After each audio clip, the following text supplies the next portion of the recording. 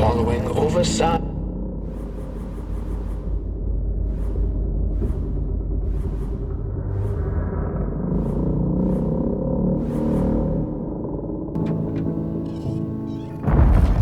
Before she knew it, the little Merkel, lost and tired, came to stand before the dark itself, with a burning question clenched in her fist. She felt like punching the dark with it, screaming it out like the howling Morgrim, laughing it out like the starving crawlers who had nothing left to eat but the hope of others. Who took the sun away? It then asked the Merkel. Its voice sounded like a dark forest, deep and ancient. It wasn't you, the Merkel retorted. You're its complete opposite. Surely you must be the reason it's gone.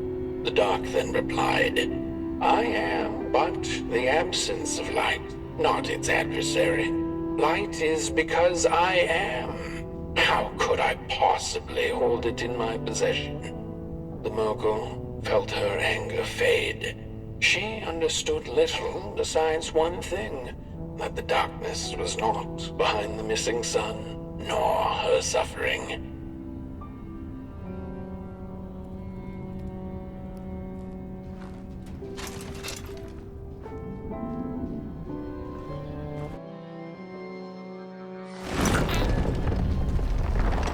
The Wanderer asked the craftsman, "How do you make such perfect sculptures?" To which he replied, "Oh, there's nothing to it really. I go into the dark woods. I find the sculpture already waiting inside a tree. And then it's just a matter of carving it out."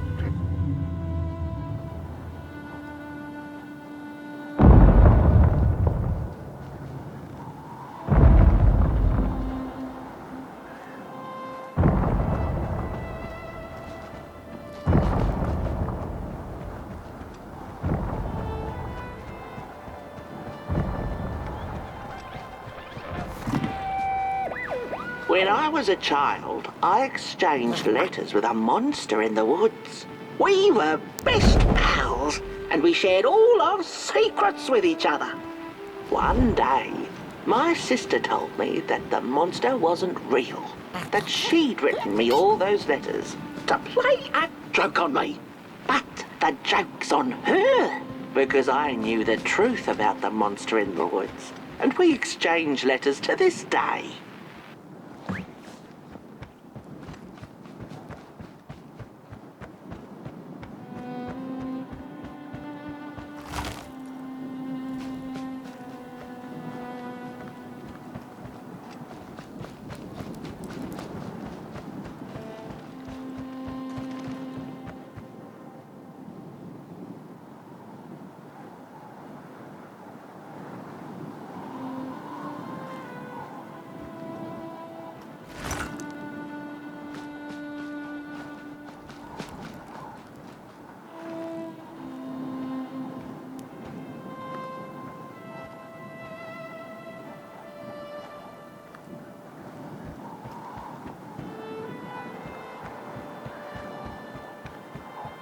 Hark!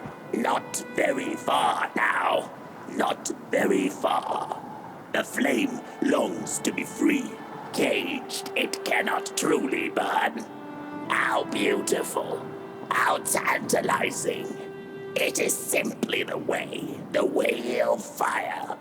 It is what it is. It is what it is. You must release it at the summit. The soothsayers have spoken.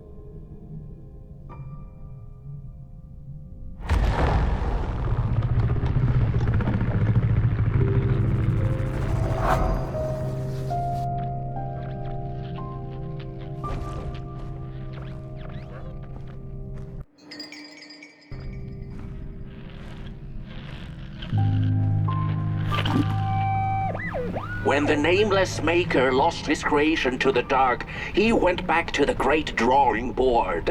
In his desperation to regain control, he made an attempt to sculpt the face of the dark itself, something he thought he'd glimpsed in his nightmares.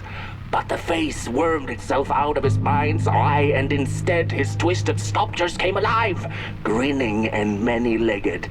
Thus, the grinners escaped and seeped into this world as a reminder to the maker that there is always something to smile about, even when things don't go the way you hoped.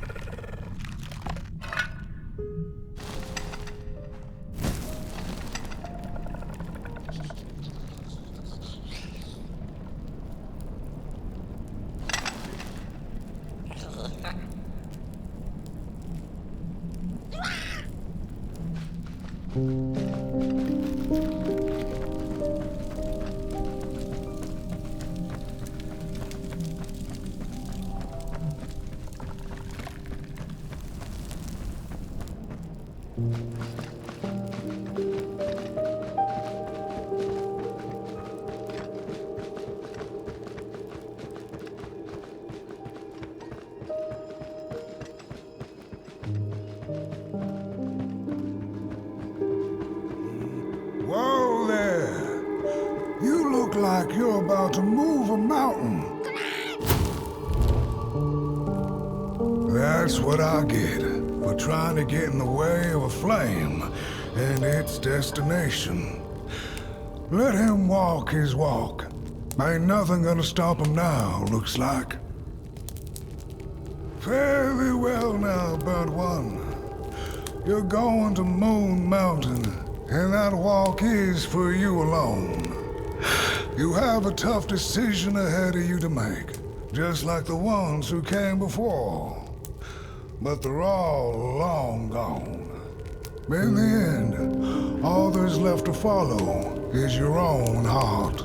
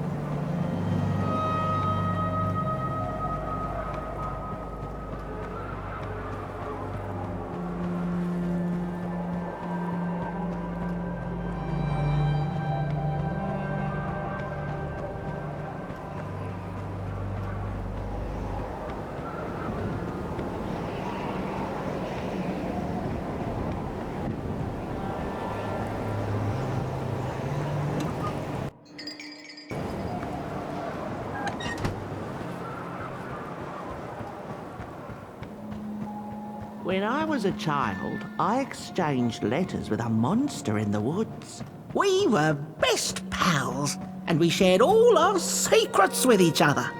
One day, my sister told me that the monster wasn't real, that she'd written me all those letters to play a joke on me. But the joke's on her. because I knew the truth about the monster in the woods, and we exchange letters to this day. Oi! You the caretaker of this little fireball? What were you thinking, letting him run off? Don't you know how precious he is? Oh, yes you are. A real sunbeam. Who took the sun away? We Merkles used to ask until it finally ceased to matter. Night skies like these, trouble seems so far away, doesn't it? I mean, isn't this just... Exactly my point. I used to be afraid of the dark. So much so that I became obsessed with these huge electric lamps left behind by the craftsmen of old. Couldn't pry myself away from them. I'd sleep outdoors and under their blinding radiance. One day I woke up to the noise of quivering planks and nails. And would you believe it was my own house leaving me?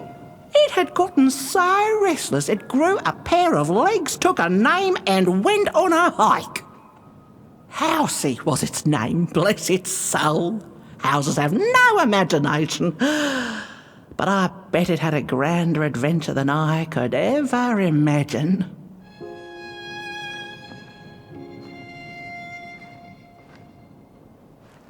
This little flame is your home, burnt one. Keep him nurtured and safe, and you'll always find yourself in the right place, through the rain, in the dark, and over Moon Mountain. Look at those stars burning like so many candle lights. Isn't this enough?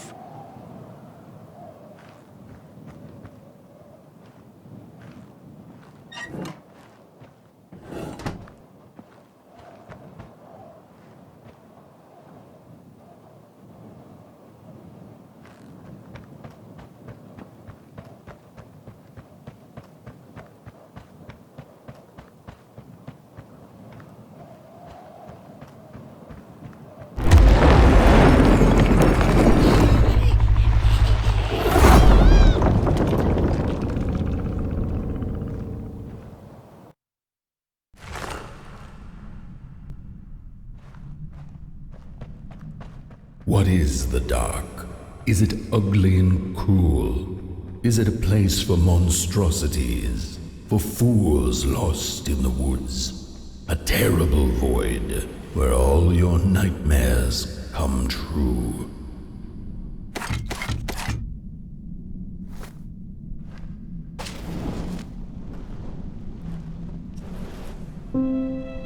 The dark could be a friend, perhaps a space where we might find each other, all of us equal under its cloak.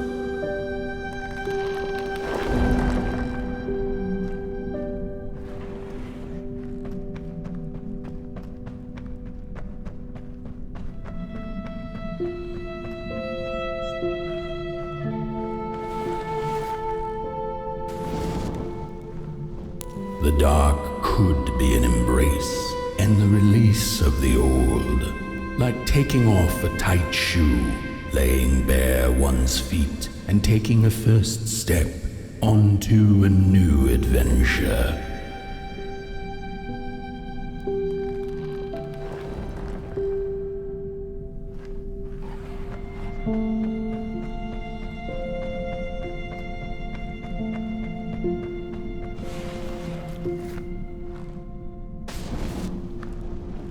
The dark could be a moment of clarity and calm, a break through icy clouds and the shameful stories we tell ourselves that fetter us to the clay and mud.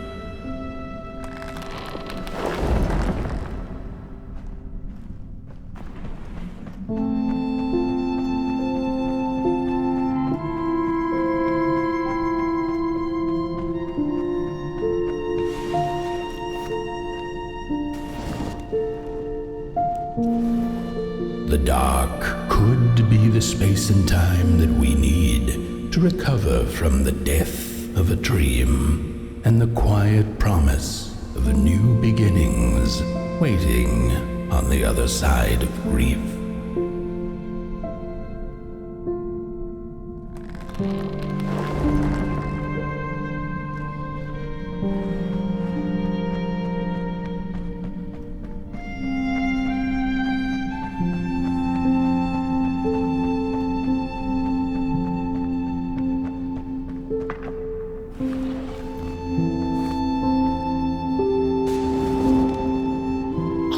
In the end, the dark remains a mystery, its secrets locked away behind the stars. But one can rest assured that it is always there, watching, patiently waiting for us to enter it, with fire in our hearts and with eyes wide open.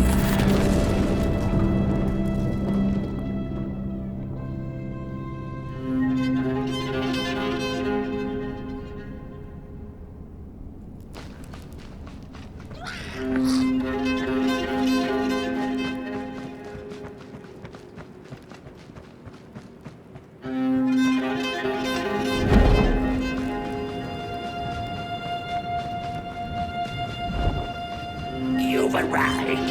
Hark! Your fire is dying, but the last embers will light the final fireplace and send your potboy home.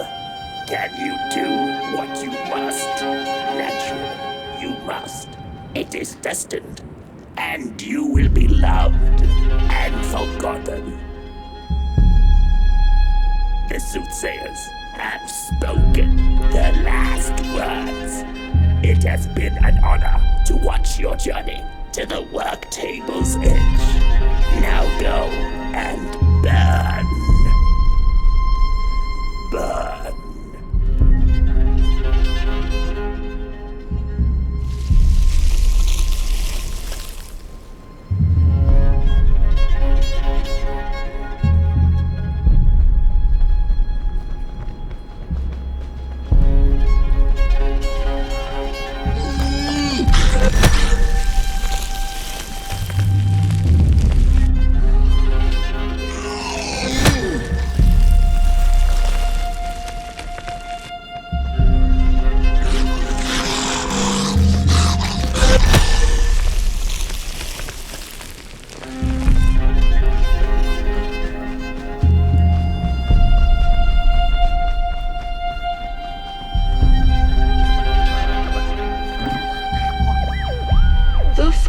Two-legged beings did prosper under the first sun, but it didn't matter how much they bathed in its light.